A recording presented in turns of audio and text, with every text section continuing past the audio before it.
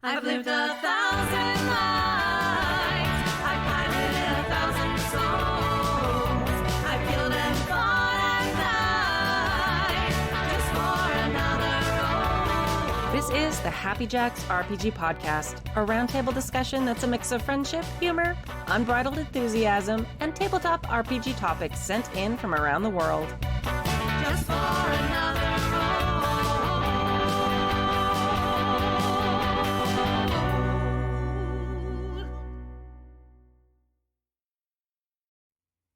Hello, and welcome to Season 36, Episode 5 of the Happy Jacks RPG podcast. My name is Kimmy, I'm Jason.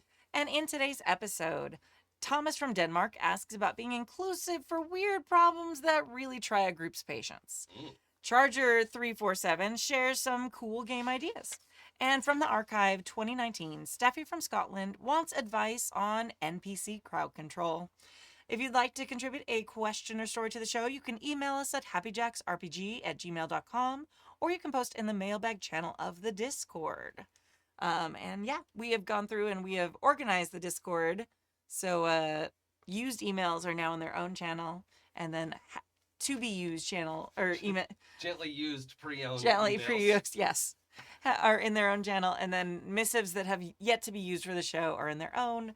I didn't realize how many I was scrolling by because I was just using like emojis to like mark the ones I'd used. Like I was like, oh man, there's like none in. There's quite a few in there. So if I was like, wow, you have no content, and you're like, I have like a bunch of stuff in there, I apologize. Chargers. It's hard to keep up with Discord. It's a great tool. I really like Discord. I'm just trying to get better at using it as a tool. Yes. But it is very cool, and it has really like been great for people to add stuff to the show in a convenient manner. Very exciting. Yeah. Announcements. Our next game days is October 25th. You can join the Discord to run or play great games. It's free, inclusive, accepting, and safety tools are required for all games. You can join happyjacks.org/Discord to play or run. You have to be part of the Discord for a while before you can run. You have to like be in conversations and stuff. It's an automatic process that happens, but you can join and just play. Voice audio is low. Okay. It's pretty low. Okay. We'll up that a bit. So you can join at any point and play games. And then if you've been around, like if you joined right now, depending on where you, like on the next week, we're soon to be in October. If you're listening on October 26th, you might be out of luck because it's over. But if you join right now, you have plenty of time to get enough like Discord points or whatever to be able to run games just automatically. There's like bots who track who actually participates in the server. Good bots. Good bots that help us quality control and keep away spammers. And we also already have an Outgunned game that's been posted that you can play, an Alien RPG game, and a Brindlewood Bay game that have been posted. And there's a bunch of other vampire games and Siren and a bunch of stuff people are talking about running soon. Yeah. So usually people kind of chat. There's a chat for the game days. They kind of figure out what they want to run, and then they actually post it. So, asking for a friend, how late can someone post a game that they want to run? I mean, if you want to get people playing it, I would probably say a few days out at least. If you wanted to post a game on like the night before or the day of. Okay. Yeah, I'm out of town next week, or this coming week, and I'm I can think of stuff I want to do, but I will get my shit together after that. Yes, no, that's fine. It's usually good to like give people time to sort out the schedule, like a regular convention. People like seeing, okay, this time slot has these games available, so people sign up a little bit in advance, and giving people some time to kind of sort all that out is good. And then Oh, yeah. I think maybe my microphone's not on, too. There you go. I had moved the other mic on. Oh, okay. I'm good. I'm smart. Woohoo. Anyway, so yes, join and play amazing games with us. Indie Designer of the Month. It's the last time we're going to get to talk about them as our Indie Designer of the Month. But not the last time we'll talk about Black Armada games. No. They kick ass. No. They're amazing. They're so great. And I'm sure they'll be on the show again. They've been messaging me. They're like, so when can we do another one? By the way, we're in the UK, so you have to change the show time. Give me worth it. It was worth it. But it was. Yeah. They're great. Our indie designer of the month is Black Armada Games, as you probably deduced from that bit of a conversation. You can find their work at blackarmada.com or blackarmada.itch.io. Today's game is The Last Fleet. The last of humanity are fleeing across space, pursued by an implacable human adversary that destroyed their civilization. They're outnumbered and outgunned. Supplies are running low. The actions of a brave few could be all that stands between humanity and extinction. Welcome to The Last Fleet. Last Fleet is a PBTA tabletop role-playing game where you play brave pilots, officers, engineers, politicians, and journalists, struggling to hold the human race and themselves together under unbelievable pressure. The game focuses on action, intrigue, drama, and this high-stakes situation. You fight space battles, search for enemy infiltrators, tackle supply shortages, and navigate faction politics. You'll strive against your own self-doubt and sometimes crack under the stress. You can get it for $20 at blackarmada.itch.io. I'm sure it's not meant this way, but I'm enjoying the thought of you could play brave pilots or engineers, journalists who aren't brave, and you can't play a cowardly pilot. No, they all must be brave. But you could play a cowardly engineer or journalist if you want. Anything else? Yes, absolutely. I know that's not what it meant, but that tickled my brain. Yeah. Support Black Armada Games, and then we will have a new Indie Designer of the Month for next month, which is October. Very exciting. All right. Mailbag number 1. Shall I? Yes, please. All right. Dear Kimmy, Speaker of the House of Many-Sided Dice.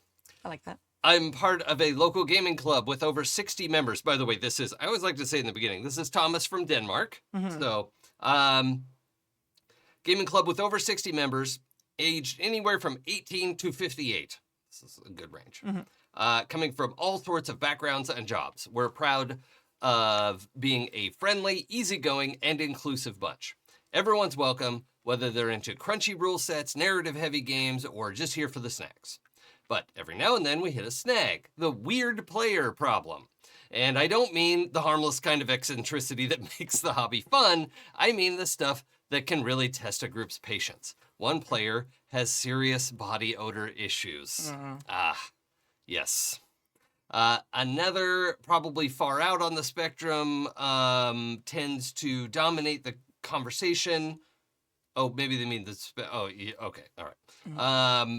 Covering everything from why their favorite system is objectively perfect, to the most broken Magic the Gathering combos, to how Trump is secretly a master planner. He is not. Sorry for my editorializing. I can't let that one go by. No. He's a fucking moron. Yes. Okay, sorry. Now, we do want to be inclusive. Yes. We want the club to be... Oh, wait, sorry. A third has a talent. Oh, a third has a talent for leaving a mess behind, both figuratively and literally. Wow, okay, that's maybe the most approachable of this.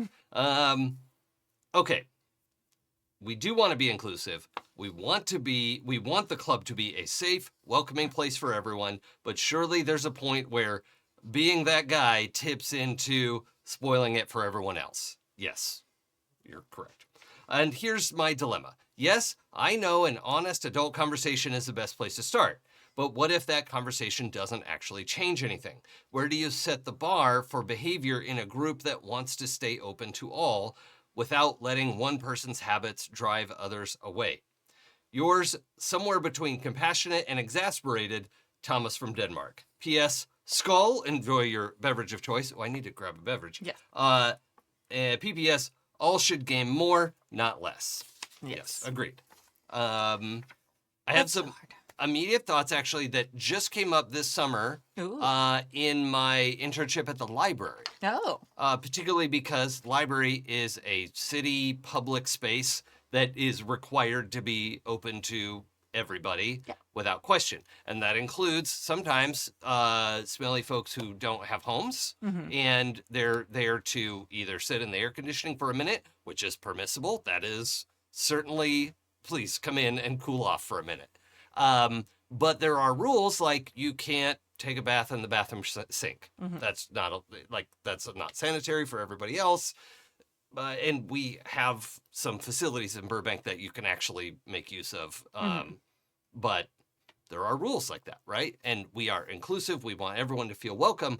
But when there is a thing that then affects everyone else, extreme body odor, actually even perfumes, we've had to have conversations with people of like, your perfume is like making it so other people can't breathe. Yeah. And that is a situation where the library staff have to go and say something. And often these are folks who also have mental health challenges, and it is hard to communicate sometimes, and even to communicate what the issue is, right? But the thing that really protects the library staff is they have a clearly defined, city lawyer approved list of acceptable activities in the library and acceptable sort of state of existence.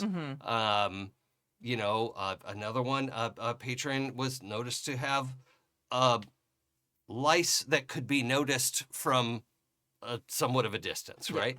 And so they had to ask him to not return for a period of time, and then they had to rope a space off and fumigate that area and the chair and because we don't want anyone else to have to get that. We want everyone to be able to use it, and so we have to, there have to be some clearly defined things. Yeah. And I think this is a situation where, we can't always say adult conversation. No. Because sometimes that's not even the best tool for the job, but going in and saying, hey, everybody, here are, we want to make sure this is a safe place for everyone. So here are the guidelines we've set up.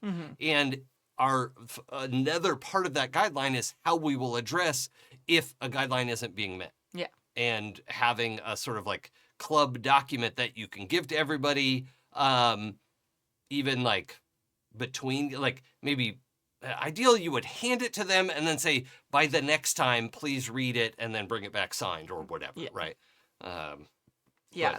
I think that it's so hard with some of these things because there are so many factors in it. Like someone with body odor issues might have a medical problem. Right. They might not know.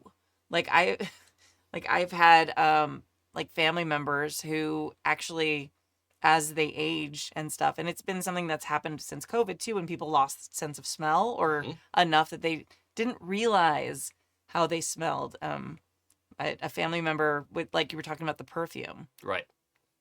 Just if she could smell it, it meant that everyone within a football field would smell it.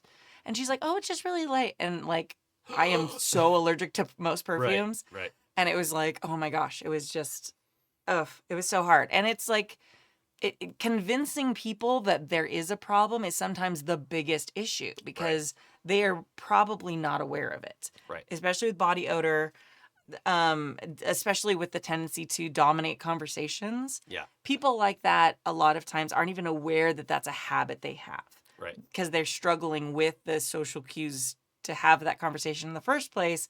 So understanding, everyone else is bored and not interested in my thing. Right. We specifically teach this in kindergarten. We talk about reading people's facial expressions, sharing a conversation, and it's amazing how many kids say that my mom never does that. And you're just I feel they're from the mouths of babes, the truth. So it's kind of interesting. I love the idea of agreements. Sometimes it's hard. The mess one, I think you were that's very clear. You left your Kit Kat wrapper and all your empty Diet Coke cans. Yeah. Sorry, you're in Europe, so it's probably Coke Zero cans, which is much better, by the way. Everywhere, it's something hard for them to refute. They can't be well, but I didn't do it. Right. I also think so this is a little bit harder to necessarily put. I mean, you could have a conduct thing on there that's make sure everyone is part of the conversation, blah blah blah. But everyone I know who, is either on the spectrum or not necessarily diagnosed with ASD or anything, but just is socially awkward or for whatever reason. I know there have been versions of social interaction that was really sad and uncomfortable for them, and versions where they've been made aware of something in a really kind and thoughtful way and went like, oh, thank you for telling me that. Yeah. Because I don't want to be that guy either. Mm-hmm. And now I know, like, okay, in this situation, I'm going to sort of do a mental word count and see if I've been dominating or not. You know, like, oh, now I know to look for that. Yeah. And I've always had good feedback from that kind of, but it's all in how you say, like, hey, could you shut up? Like, that's not helpful. No. We had this problem with a gaming group that I don't want to say too much about it because the people involved know this. But we had this with a person in a gaming collective that I'm a part of, and the person who kind of runs it, like it was a group thing, but there's usually like a head organizer. Mhm. Like every group has to have a Kimmy. So the group's Kimmy, who is not me actually this time, like asked me about my experience with this person. They reached out privately and was like, hey, we got some reports of this happening in a game. This is like the third or fourth time someone's complained about it. And it was something very similar to this dominating the conversation, dominating the game, talking a lot. So it wasn't like egregious. It wasn't like harassment or Right. anything that would be like you're done, cut. It's just kind of like people were growing agitated and just tired of it. Right. So what ended up happening is like this person did the hard adult thing of being like the adult and like talking to all these people and had to give like some they'd already had the conversation like this situation where it was the original one, like, hey, try and be a little bit more aware. And it was at the point where it wasn't getting better and it was kind of ruining the experience for other people. I do not know this person, whether they were diagnosed with something or not. It was also equally possible they were just kind of a jerk. Like, Yeah. like, you know, I deal with people with autism spectrum disorder quite a lot, and there weren't like very clear telltale signs of that from what Right. my interaction with them. But again, like I didn't know this person super well. So they finally just were like, hey, if we get more complaints about this, we're going to have to ask you to leave that evening. And then and then we have to ask you to leave 1 or 2 more evenings. We're just going to say that you can't participate in the group anymore. So it was just kind of like we understand. And sometimes you have a, bad night or whatever, or maybe, who knows, like maybe you don't see people a lot in your work week. Maybe you work from home and this is like your Right. chance to talk to people. Yeah. So they were trying to be understanding, but like, hey, if we get another complaint, you're going to have to leave the game that evening, and not like a ban, but just like, hey, not tonight. Yeah. And then if it happened, like, I forget how many times, then it was going to be like, nope, okay, you're Gotta- cut off. Gotta be able to share the spotlight. Yeah, exactly. Because you have to weigh the rights of having that person enjoy themselves with having everyone else enjoy themselves. Right. And so that's how it was handled. And I thought it was handled very, very well. Eventually, he was asked not to return. Okay. Because it was something that just kept happening.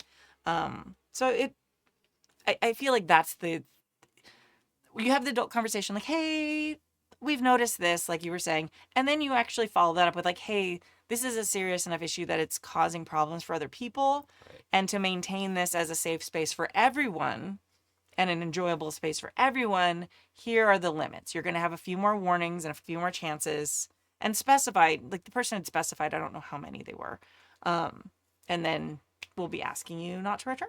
Yeah. And I thought that was a very well organized, but like kind, but also firm way of handling it. Also, I am thinking this goes without saying, but it is worth saying that those conversations would be one-on-one, Oh, yeah. private, 100%. right? Like totally separate from everything else. And the person who was being the Kimmy was very specific not to mention names of other people. Sure. Like I've spoken with, 4 other people from the group who were all made uncomfortable by the situation. They weren't like, oh my gosh, Kimmy said that when you were in a game, blah, blah, Yeah. blah. Like, that's not helpful. Don't do that. Yeah. Yeah.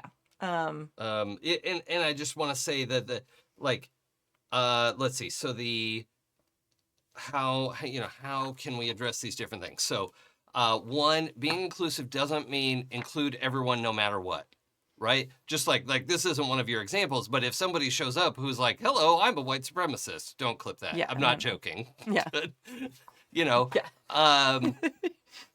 that sucks. Yeah. Right? And like, hey, the thing that you want to be is making everyone else unsafe. Yeah. So you don't get to be here until you figure that out and realize that that's the wrong thing to be. Absolutely. Like, that's not safe. Okay. Now, the body odor thing is not necessarily unsafe, but but then I do ask questions about like, well, what about other hygiene? Yeah. Right? Like, what's happening? Like, is this safe in a hygienic sense? That's the one that I think is the hardest. Right. Because you have to go to someone and either they know and already feel bad about it because they just have a chronic situation that no matter how much deodorant they put on, that's the problem. Or they don't know and now they're finding out that everybody thinks they're smelly and hopefully it's a fixable solution. Do they have a home? Can they bathe more? Like, is that an option for them? We don't know. But there is also there is a level of that says like, well, everybody else is really uncomfortable. It has to be something that is, we have to accommodate it somehow. Right. Absolutely. Not just be here and be smelly, but like, what, I'll donate a stick of deodorant if that's, Right. like, is that like, how can I be helpful in this situation? Because I'm not trying to kick you out. I have seen groups too where they have, and a couple cons, which I love this, by the way. If you run a con, do this, where they just have like a little table of supplies with like little deodorants, little shampoos, little toothbrushes and things, mouthwash, and like feminine hygiene products. If you need a pad or a tampon, it's like there. You can like do the thing. So it's just like available. So if people are struggling, or if people have traveled, like that's always great too. Because I have 100% been times where like I got there and I'm like, oh, I forgot toothpaste, and then you have to buy this $7 tiny little toothpaste in the hotel. Yep. It's the most annoying thing. For real. So like having just a little basket of things available that is in a kind of not centrally located space that you can point people to might also help too. Yeah. So body odor, I think we've got some ideas for that. We've got, dominating the conversation. Have to have conversations about sharing the spotlight. Yeah. And letting them know, like, well, the process that Kimmy just described, right? Mm-hmm. Of like, so this is what we've heard, and this is what I've seen, and do you know that you're doing this? Like that, what's your experience with that? And trying to hear them out a little bit, which will probably end up being a longer conversation than you were thinking it would be, if it's that kind of person. But the important thing is to make sure, like, help them to not feel defensive about it. Like, hey, you probably don't realize this is happening. Yeah. That's okay. But I need you to realize that it's happening and to actively push against that, to change behavior, because that's what we need for everyone else to have a good time. Yeah. I think a lot of times this person seems like they are described as neurodivergent. I am neurodivergent. I game regularly with very neurodivergent people. As am I have incredibly neurodivergent people I've worked with and students that I've worked with. Being neurodivergent does not give you the opportunity to be an asshole. Right. Those are different things. Yes. You can be neurodivergent and you can sometimes, like, your emotions, regulating emotions can be a little harder. Your enthusiasm is included in that. But it's very easy for people to excuse bad behavior and people being assholes with being neurodivergent, which those things are separate. Like, you can be a neurodivergent person and be, like, enthusiastic, but, like, most of the people I know and most of the time, like, we are all, I mean, it's sort of endearing in most cases. You can also be a neurodivergent asshole. You can. That is possible. Yeah, those are not, but they're not the same thing. Right. Being neurodivergent in a way where you're suddenly like, oh my gosh, unicorns, and like spouting out information about unicorns. Like, okay, that's great. That's so, and like, hey, okay, we've got to get back to the game. Like a nice, cute reminder. Yeah. If you're like being a jerk, like, no, you're absolutely wrong about this rule, blah, blah, blah, blah, blah. And you've got like that, like you've tipped into territory of being aggressive about it or know-it-all or disregarding other people's input. That's a separate issue that isn't excused by just being neurodivergent. That is also a behavior and being an asshole problem. Yeah. I also I had a conversation. So I've only ever had to uninvite people from a group, like officially uninvite. Other people were like, realized the vibe was off and left. Fine. But there was one where they didn't have to leave because when we had a conversation about it, they thought, well, no one else was saying anything, so they want a leader type, right? Not that they were like, like I will lead you, but just like, oh, somebody wants someone to do something, I will take the lead because I'm willing to do that. And when the conversation came back around, I had an opportunity to say, okay, so it's not that nobody wants to say anything, or it's that maybe they need a little bit longer to think, right? Or they have questions and they have whatever. And, if you jump in there, it doesn't leave room for that. And we just need a little more breathing room in a situation. The whole thing changed overnight. Yeah.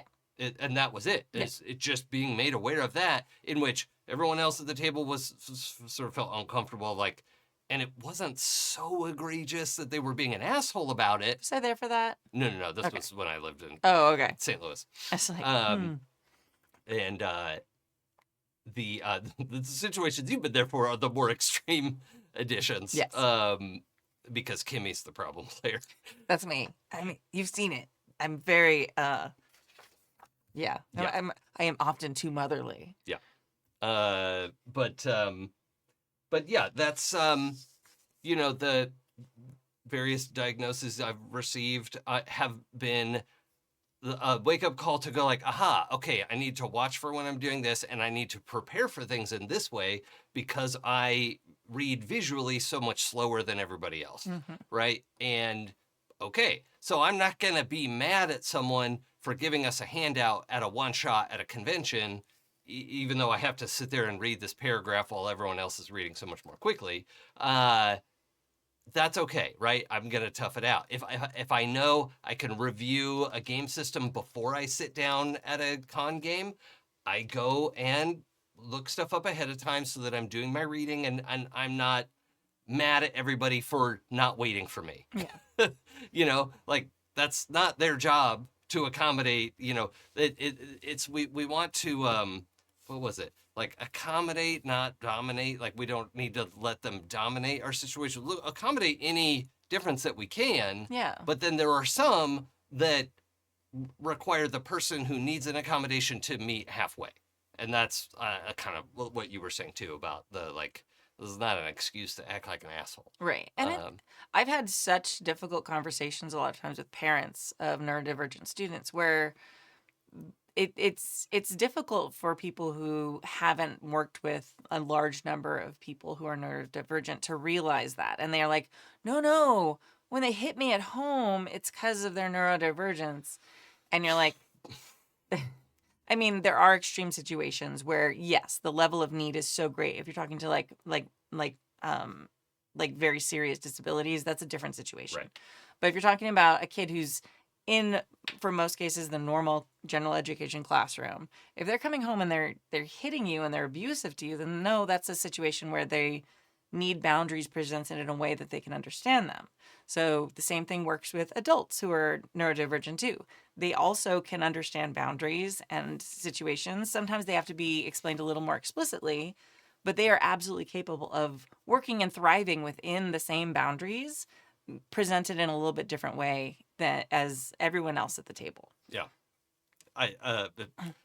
Chat makes a great point because I made a transition from working in IT and being the kind of person in IT who I like talking to people. And so I can do tech stuff. I'm good at it. And I can talk to management or other people who are using the product and talk to them like a human being.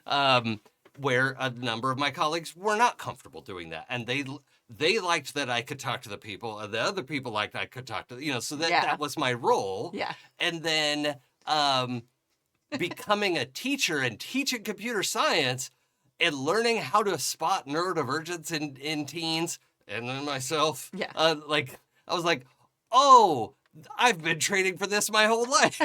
Like, this is incredible. Yeah. And yeah, that people really, I hope more people will become aware of themselves. Like, I don't want everybody to like TikTok diagnose themselves with whatever, but if it means asking your doctor about a diagnosis or something like that can be really helpful for getting the tools that you need, or understanding that like this tool is not going to be as helpful because it's not really ASD, it's this other thing, and Yeah. let's try that, Yeah. right? Like whatever that happens to be in someone's case. Yeah. Like, And increasing awareness of it helps people who haven't been, through teaching credential program or whatever, Right. and trained to work with people, like more aware of those things too. Because sometimes the biggest difference can be walking in a space and having something printed in bigger font. Mm.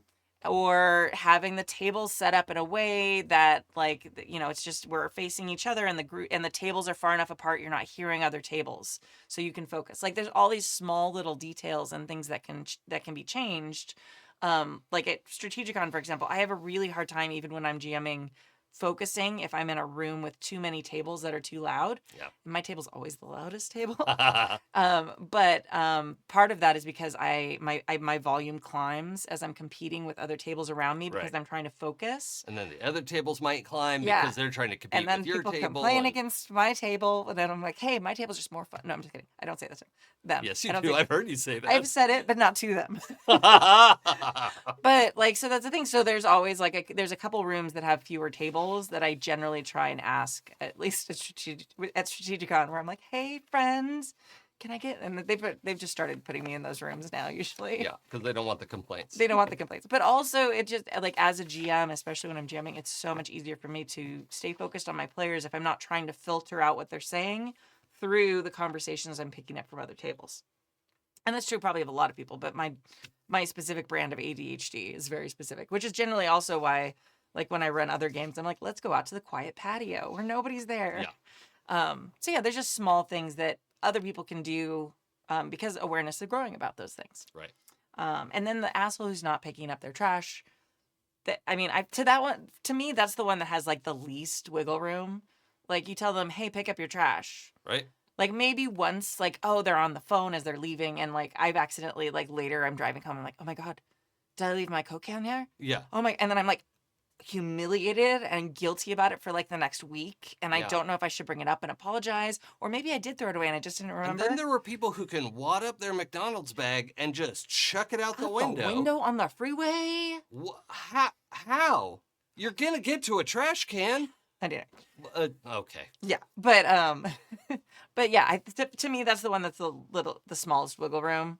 Like, don't be a jerk and don't be an asshole and leave your trash there. Like, you get like one warning with that for me. Yeah. I'm like, hey, last time when you left, you left a mess and I had to pick it up.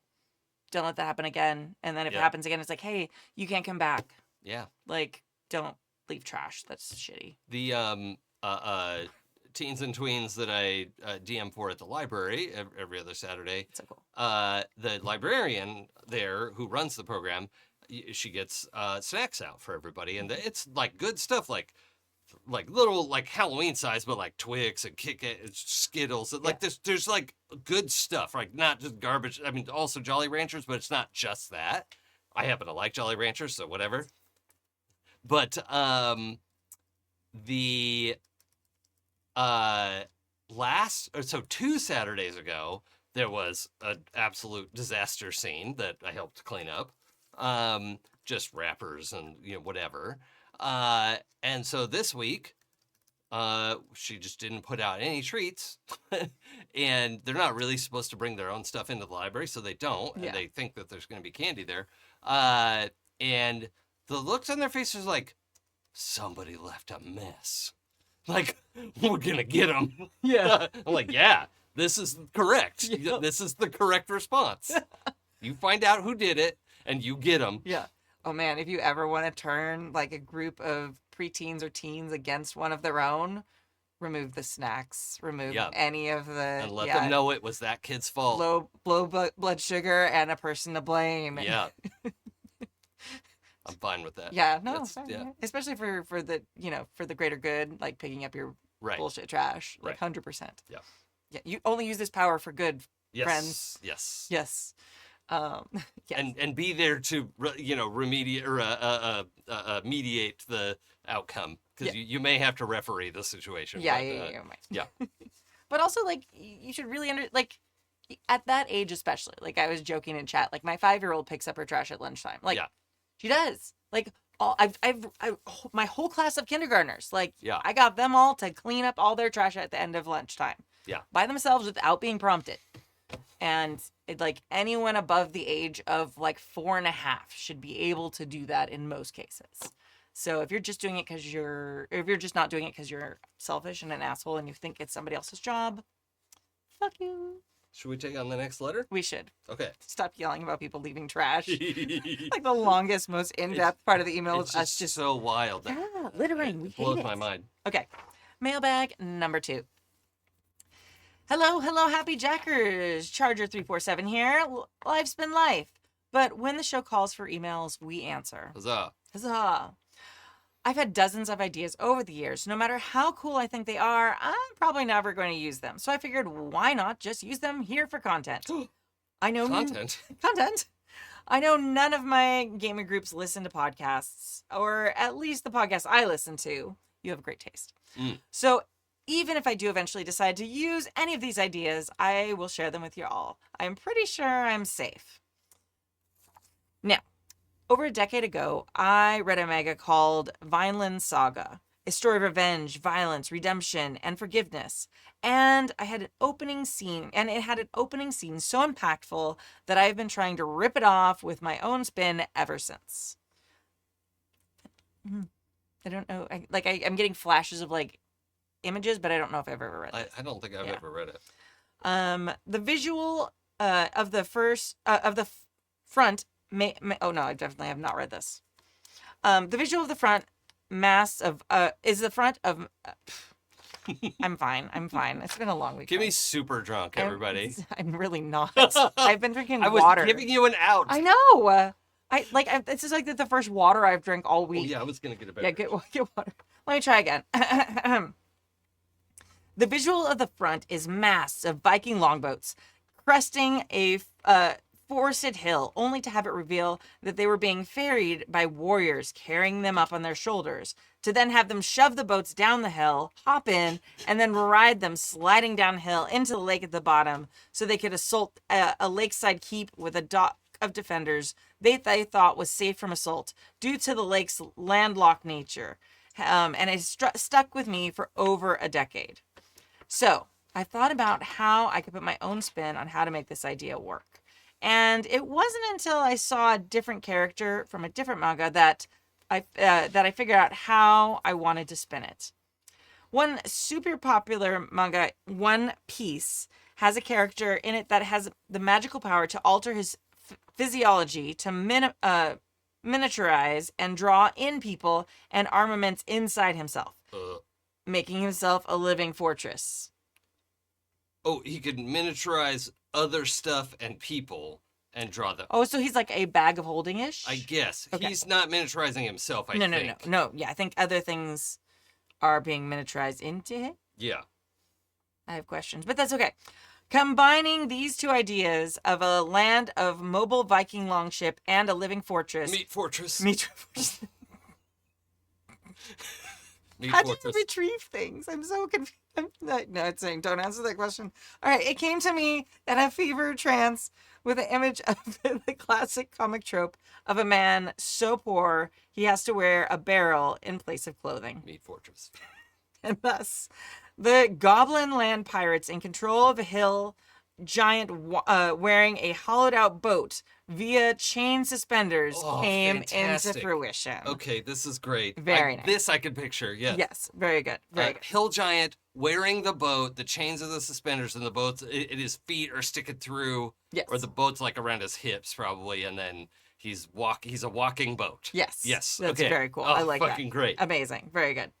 The scene in my mind of the party just having taken down an advanced raiding party of goblins wearing bastardized pirate garb in the middle of a landlocked forest, only to have them hear the crashing of trees and heavy thuds of giant footfalls as a ship's prow bursts out of the branches, and Captain Goldbeard, goblin swashbuckler extraordinaire, swings his rusty battle-worn cutlass overhead as goblins rigged up with harnesses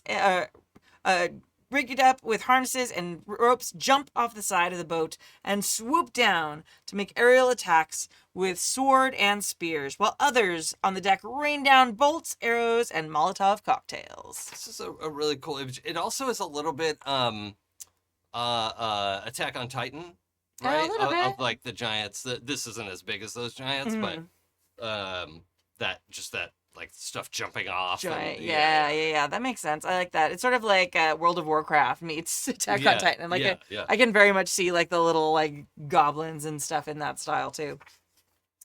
The visual of a swooping flock of insane goblin pirates being led by a leader so deranged that he made himself a beard by piercing his face with strands of gold chain made from pillaged gold chain necklaces, thus Goldbeard, all while the hill giant sings sea shanties in a thick, gravelly voice in broken common and dances a hearty jig that the party must dodge it to avoid being crashed. Yeah, see, this is definitely like a boss fight. Yeah.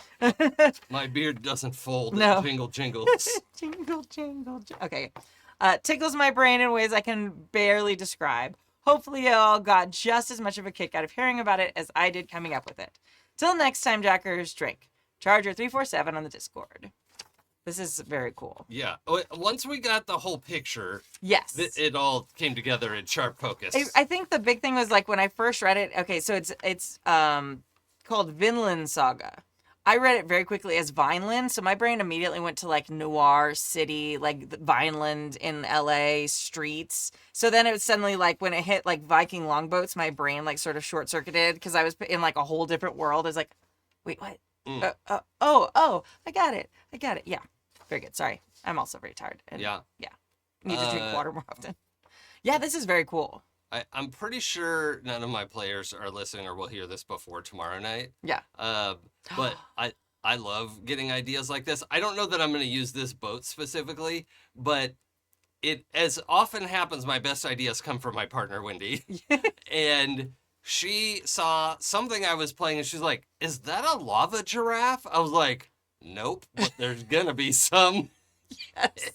Amazing. Because they're going to hell. Yeah. And there's going to be lava giraffes. That's fucking And I'm real excited about it. So tune in tomorrow night for that. Yeah. Astral Circus. Yeah. And then maybe some way to work in, an archdemon, archdevil, sorry, wearing a boat. Yeah. I don't know. Something. Or like a bathtub. Right. That'd be amazing. Or actually be a mobile fortress, is wearing a castle dress, basically. Like a tower. Oh my gosh. And his legs sticking out the bottom. Yeah. That you could make that fashion. You could absolutely make that fashion. Yep. Like horrific, awful fashion. Mm. Especially if there's like people living in it still, and that's part of their like price they're paying in hell is like having to keep his dress like fortified. Yep. I don't know. That'd be amazing though. So cool. Yeah. So yeah, thank you so much for the very cool idea, which will probably appear in multiple campaigns in the future here on the Happy Jacks RPG Network. I'm glad I'll be reading Steffi's email because I'm sure she wants me to read it in my Welsh accent. Yes. Do it. Or at least just the first two lines. I could try. Yeah. But although all the like bad Scottish / Welsh I've been trying to do I've been doing so much bad Ukrainian. Okay, yeah. The Goliath accent in my game. Everything keeps going back to that. That is everything becomes crabs. Yeah. Like everything becomes bad Eastern European conglomeration. I know that life. Yeah. That is a lot of my AP hours on that. Yeah. Dear Jackers of Hip, my greatest strength as a GM is my NPCs. It is also my greatest weakness. Yeah, there it went. Yeah. Yeah. I heard it. My NPCs are brilliant. Screw modesty. Take a drink. If I'm going to brag, you may need it. Okay, that's done. Sorry. My PC told me about her mother, aunt, and grandmother, and how each of these strong, powerful women pressure this teenage girl into being the beacon of hope and power for the city. I gave them backstories, connections with each other, and core values that drive them to be hard on this poor girl who is trying her best, and it just isn't good enough for them. That's a big auntie energy right there. Yeah. When said player left the group for real life reasons, we still hung out, and I ended up telling her all the things she didn't see, wouldn't have seen if she went looking, maybe would have seen if she went looking. She got emotional and protective of these people she clashed with in game because she could now see their pain and pride in their interactions with her character that she didn't see through her character's eyes. Oh. That's the good shit. Yep. Where I fail is crowd control. I have too many. I think NPCs. Oh, NPCs, and I'm aware of this. I try not to make more. I tried to merge some of these into the same character. I am still always running into problems. I don't give an important to the plot NPC enough limelight. I don't give the PC chances to spend time with NPCs they like. I focus on NPCs that they don't care about. Oh, yes. Jason. Okay. Look. Omelet and what was the other one? Your chickens? Oh, yeah. Quiche. Omelet and quiche. Jesus Christ. That's from our Vault 818 game ages ago. And I'm not afraid to kill off my darlings, Steffi goes on to say. Drink in honor of my dead darlings. Yes. Okay. Huzzah. Yes. Cheers to that. R.I.P. to your dead darlings. I thought I was getting better at this, but after playing in my friend's game, the same friend as above, who admires me as a GM, is in quotes. I also admire you as a GM. Yep, Steffi's great. I feel more self-conscious as we're drowning in NPCs and barely given a chance to interact with each other that I'm seeing what my players are too polite to tell me. Do you have advice how to not? Steffi from Scotland. P.S. Drake. Huzzah. Okay, so Steffi, who's in the chat live tonight, claims to have gotten better. We shall see. But I also Should you do be giving this. advice? No, I should not. But let me explain, as somebody who suffers from the same malady. Yes.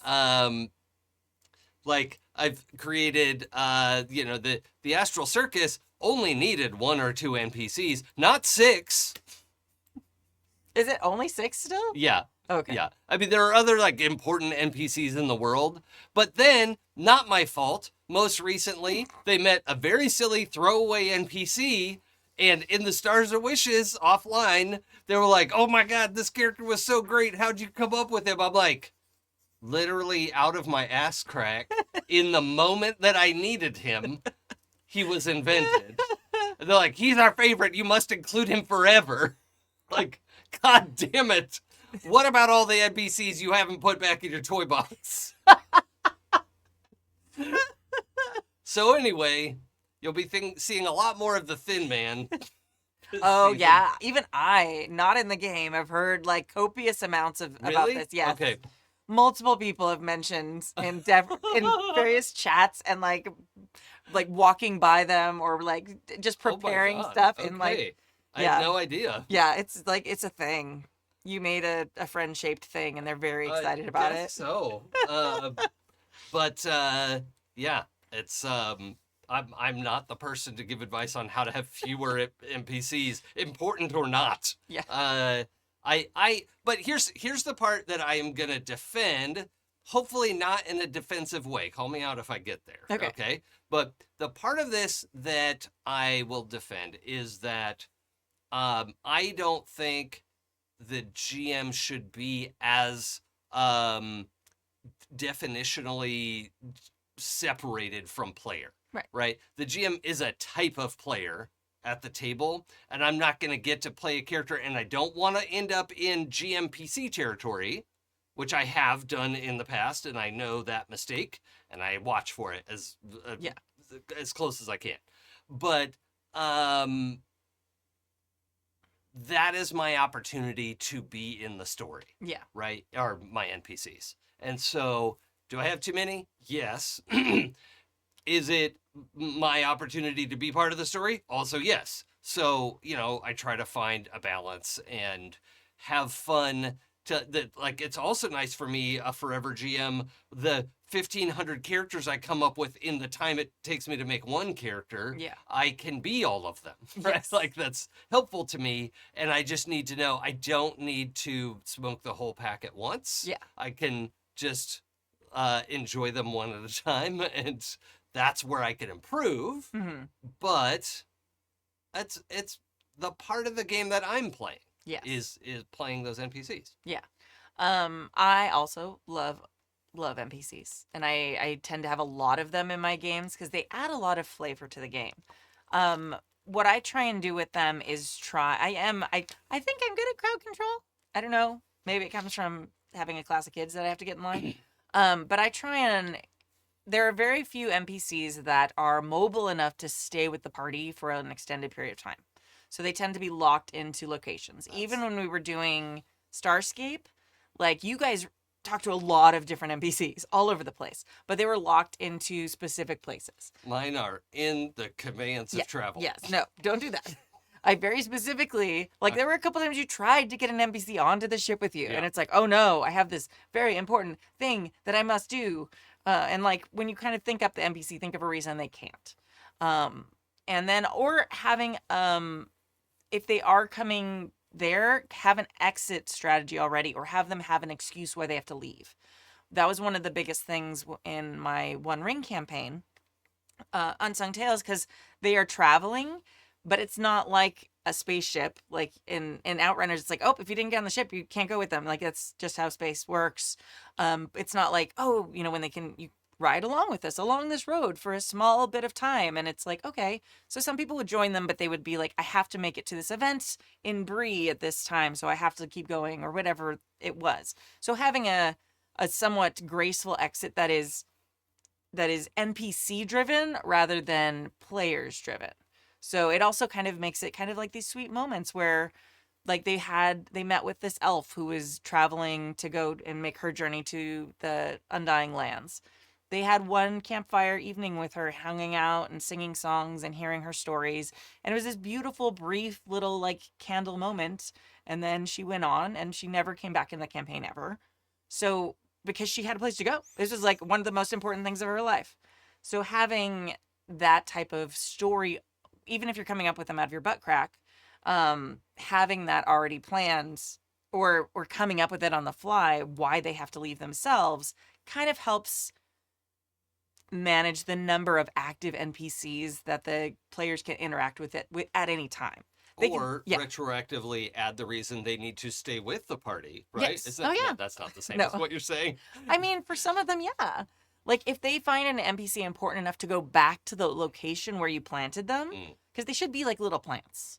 Moving an NPC. Failed so profoundly at this task. But if they go back and they're like, oh, no, this NPC is important enough that we will go back to where they are, then find a reason for them to join in. If the party's really that connected to it, then that's a really good sign, and you should find a way to weave them into the campaign, unless it's going to be some sort of game breaky thing. Mm-hmm. If my party had gone back and been like, oh no, we're going to get Galadriel to come, go on our quest with us, I would have been like, she's busy. I'm sorry. She's all booked up, girl. Stuff like that. So think of it more like that. They need to be kind of part of the places where you created them, more than props that the characters can pick up and take with them. I can offer a piece of advice. Oh, I know what the red flags are that tell me I fucked up. Oh, good. That's good. Okay, so that doesn't stop me from doing it, but here's how I know I've fucked up. Okay. 2 situations. One, the player characters are individually interacting with NPCs more than they interact with each other. Yes. But that's not as much a problem with Happy Jack's player. We're just better than that. Our players are disciplined about such things. Yeah, Yes. that's what I mean. That's Not not really always. a value judgment. Yeah. It's we know this is part performance as much as anything, whereas your home game is going to be different. The other one is when I have to deal with the discomfort of an NPC talking to another NPC about something that's important to the story, right? Of like the way to get information is that an NPC asked another NPC or whatever, and now I have to talk to myself. I know I fucked up. Yeah, And that's not good. that's okay, Yeah. right? It's not that you're a bad GM or you're bad and you're a bad person. It's that you made a mistake and you can adjust. Yeah. Right. But at least that is one litmus that I use of like, I have made a mistake. Yeah.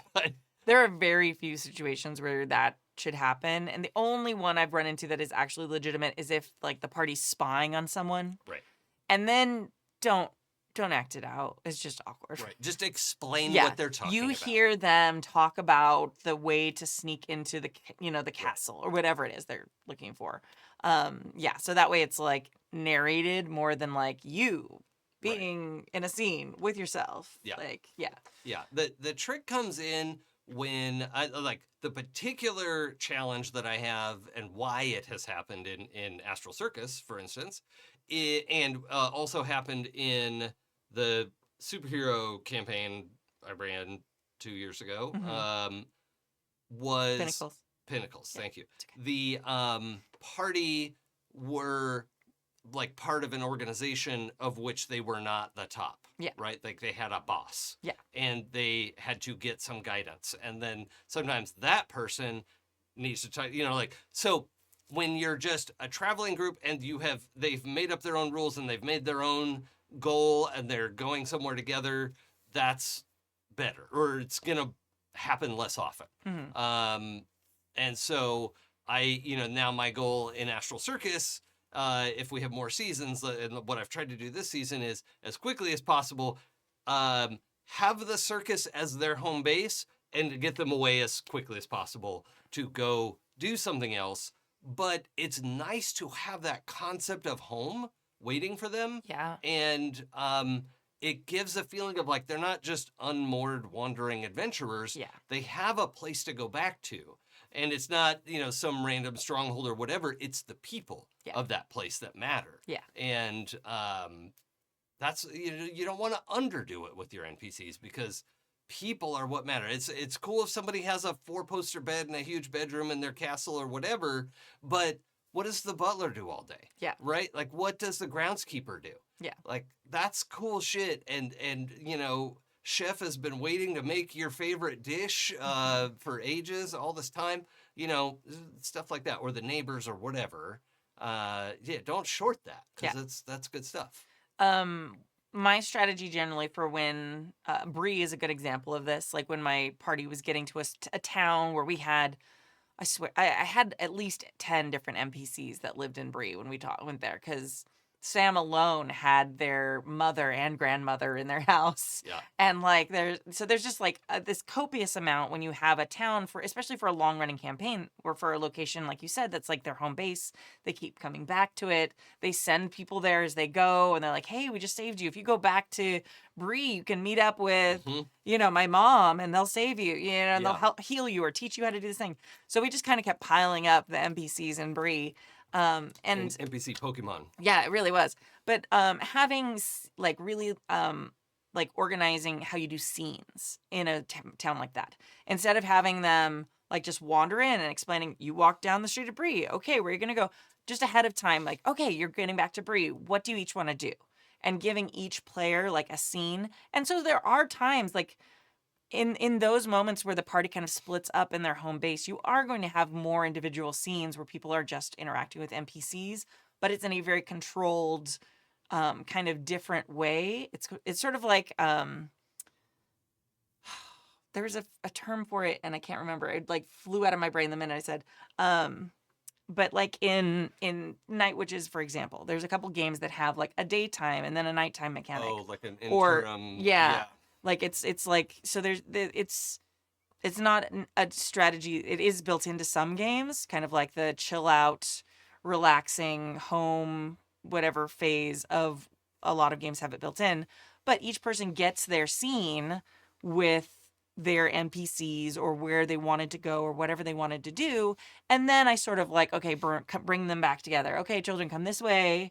And then there might be a scene between two of them meeting up again. And these two meet up again. Oh, and then we're all back together again. Yeah. So even then, even though you have this buffet of NPCs available, you're not just walking down the street and interacting with like 8 or 9 of them in one scene. Yeah. Yeah, downtime. Yes, thank you, James V. Downtime is the word that was in my brain until I was about to say it, and then it disappeared. And then it was like, woo, off like to the side. Gone. I was like, Yeah. nighttime things. What? Yeah. I don't know. Cool. The time when you're down and you're doing the things that aren't adventure, but downtime. I literally talk for like all my jobs. Yeah. I do good. I'm fine. All right. Thank you so much. And Steffi, thank you for writing us in 2019. And thank you for also being with us this evening. Thank you for joining us for Season 36, Episode 5. Please support Black Armada Games at blackarmada.com. They're fantastic indie designer of the month and just fantastic people. I love their games and I love them as people. Thank you to our chat mod, James V, and to our amazing Patreons who keep us ad-free and independent. You can join their ranks at happyjacks.org/Patreon. My name is Kimmy. You can find my games at goldenlassogames.com. You can find me on the internet at Golden Lasso Girl, and only Blue Sky now. That's the only thing I really check. Everything else is auto-posting, sorry. And if you would like to get Decima from a major awful place, you can now get Decima from Amazon. It is on Amazon Prime. Because in this the world of tariffs, card decks are a pain. So it makes it available in multiple countries without tariff issues because Amazon, I guess, is too big for that. I don't know. But you can get it there. And if you get it there, if you would leave a review, that would be great. Don't leave a review before you get the item. Right, because it knows. Because it knows and it will delete it. And even if you wait, like, I don't know how sometimes it knows it's my friend. Like, I don't know. Like, I've had, like, 3 friends buy it, and their reviews they waited till they got the box, and then they posted a very nice but generic review, and it still got deleted. If you post a picture with it, it's much stickier for the algorithm. Great, because you know for sure. So, yeah, if you want to do that thing, you can. If you don't want to support Amazon, I totally also understand. Yeah. And you can go to goldenlassogames.com. I'm Jason. You can find most of what I'm doing is on my Twitch channel at It's Probably Okay. And then here, the happyjacks.org/The Astral Circus is our back catalog and everything. There's a podcast feed and a YouTube playlist. And then if you want to buy the game that I made, Demigods, you can go to probablyokgames.com, home of the okayest games around. Soon to be more games. I guess I should say okayest game, but more games soon. And you have other games. They don't have to be published to count as games. That's true. Yeah, we'll get there. But yeah. Okay. Awesome. Thank you all so much. This week we're gonna leave you the song. We're gonna leave you the song called 500 Miles, which is a mashup by the Merry Wives of Windsor, mwow.net, and it's a mix of different versions of 500 Miles. The train one and also the I would walk 5. So it's that's the only one I know. Oh yeah, there's the there's a sad one. Oh, but yeah, okay. That's the one I knew until so it's fine. All right, enjoy. I'm singing in it. It's great. And then I think I sing and when I get drunk. I think that's my line. So if you hear that, that's me. Okay, bye. If you miss the train I'm on, you will know that I am gone. You can hear the whistle blow 100 miles. Lord, I'm 1, Lord, I'm 2, Lord, I'm 3, Lord, I'm 4, Lord, I'm 500 miles.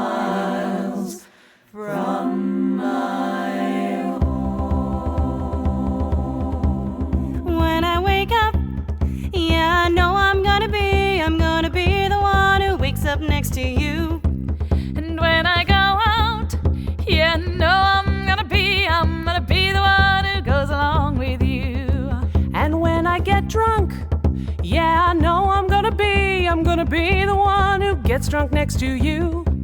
And when I haver, yeah, I know I'm gonna be the one who's havering to you. And I would walk 500 miles, and I would walk 500 more, just to be the one who walked 1,000 miles to fall down at your door.